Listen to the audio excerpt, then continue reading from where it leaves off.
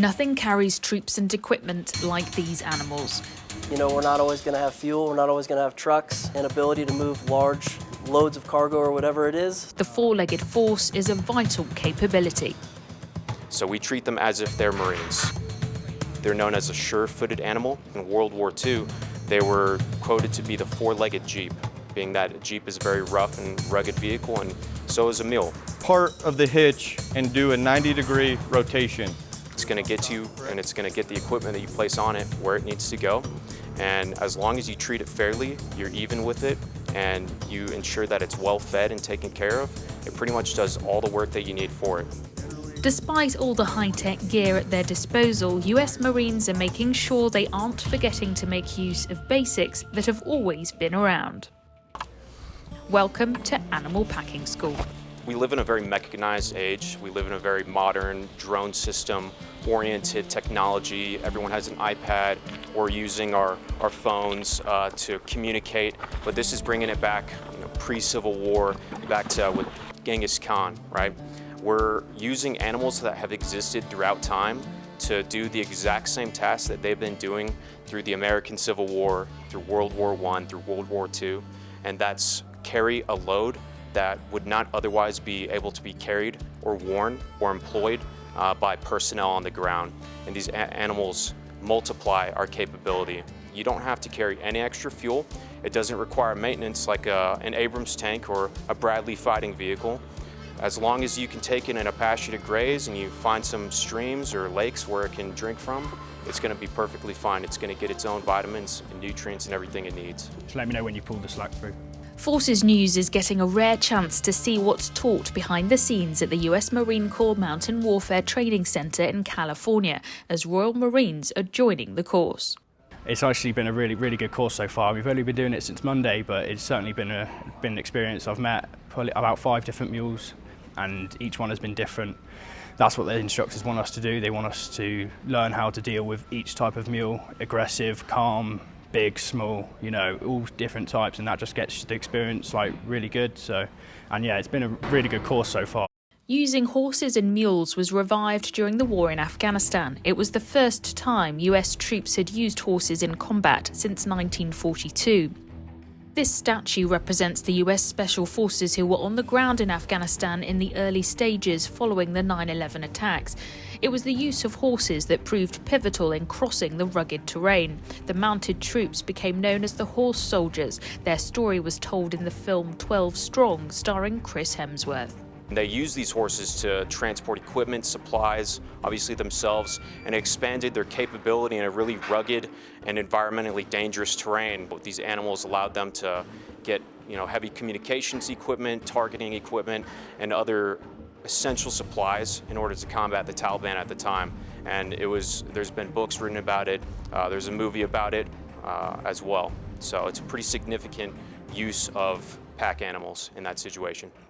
And then you have the full 20 minutes to complete this. Marine Salverso is about to be tested along with the other students. During these 20 minutes, you are able to get an instructor check at any time. If you get that instructor check and something is wrong, we will call for a second instructor. So we now have 20 minutes to complete the hitch, check it off, make sure we've done it right. The instructor will come over, check everything he needs to check, and if we've done it right, he'll say, yep, you passed, you can dismantle it, and then that will be us. Feeling confident? Oh yeah, I think I'll be okay. He has to make sure he ties the knot correctly, making sure the load he's attached to Reuben is secure. It's trickier than it looks, and he needs to have another go before the instructor signs him off. Congrats, you have passed. Let that go. Well, I was struggling actually quite a bit at the start there because I messed something up, but I knew what I did wrong, so I rectified it. But I think I rushed a bit too much, and then when I got round to the other side, the rope was in the place it shouldn't have been. But luckily recognised that as well and managed to fix it. So third time, called the instructor over, and he was like, "Yeah, it's fine." Doesn't want his face on camera. There you go, good boy. Yeah. What's the favorite saddle you've learned? The students learn a lot during the 2-week course, including how much mules are allowed to carry. Generally here, we do not allow them to carry any more than 35% of their body weight. So that can be anywhere from 150 to 170 pounds. And of course, we're not going to allow any of our students or any personnel or any instructors here to treat the mule in an unfair or uncharacteristic way of a Marine, right? So we treat them as if they're Marines. Vets are always on hand to keep a close eye on the animals, and whilst we're filming, they're called in to take a look at a horse that trainers are concerned about. This morning we were out for a ride. The rider of Jeb, one of the horses here, noticed some abnormal behavior. So Staff Sergeant Young and I are going to do a physical exam on Jeb. The first thing for our physical, we'll go ahead and introduce ourselves to the horse, Jeb. Beautiful. Sergeant Young will elevate his lips for us to evaluate his mucous membrane color. It should be that nice light pink color and moist to the touch. Good. With a good refill time. So she's just pressing her finger, releasing, and then seeing that the color returns. Good. Less than 2 seconds. Good boy. And while I've gone through my exams, Sergeant Young has looked for any abrasions or wounds that could explain why they noticed some abnormal behavior in Jeb. We're not noticing anything major. We see a couple of small abrasions, which they can get kind of walking through the less soft terrain, so some of the brambles and things, but nothing significant for Jeb. 100.7. Excellent. So nothing on physical exam is abnormal with Jeb. If we do notice that he continues to have abnormal behavior, we have the option to bring him to a facility which has blood work capabilities. So around 100 personnel come here to do the horsemanship and animal packing courses, and it's not just US Marines as well. They come from right across the Department of Defense here in America, including US Navy SEALs. It's clear just how quickly bonds are formed between the Marines and the animals they're working with. Good girl. Good girl. Good work today. You showed those students who's boss. You let them know what's up. Never in my wildest dreams did I think that upon enlisting in the United States Marine Corps would I be working with mules and horses.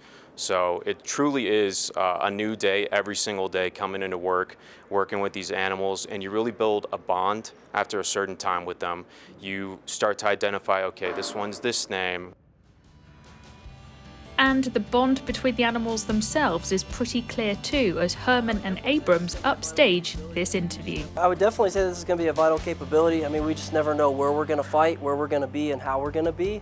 You know, we're not always going to have fuel, we're not always going to have trucks, and ability to move large loads of cargo or whatever it is. So, Excuse me for 1 minute, I think you're being overshadowed by the two mules in the background who are just having a bit of a kiss. what's that?